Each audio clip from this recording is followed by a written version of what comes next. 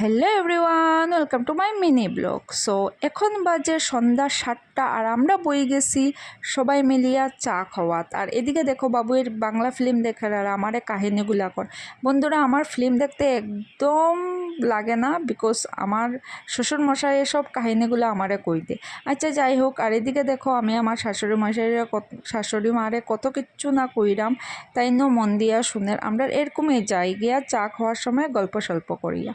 তারপরে ওইদিকে দেখো আমার লেগে আমার হাজব্যান্ডে আইসক্রিম আনছে। বন্ধুরা, আর তোমরা তো জানোই আইসক্রিম পাইলে আমার আর কিচ্ছু লাগে না। সো মজা করিয়া খাইরাম আর হেরে কইরাম যে থ্যাংক ইউ সো মাচ, তুমি আমার লেগে আইসক্রিম আনিও আর তোমার আমি ভালো ভালো কিচ্ছু বানিয়ে বানিয়ে খাবাইমো রোজ দিন।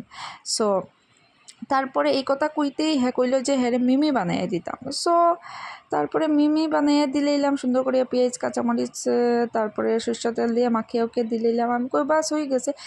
তারপরে মিমি খাইয়া কর যে হেরে চা বানিয়ে দিতাম। একটা আইসক্রিমের লেগে আমার কত কিচ্ছু বানাইয়া দিতে লাগে, দেখছো নি বন্ধুরা।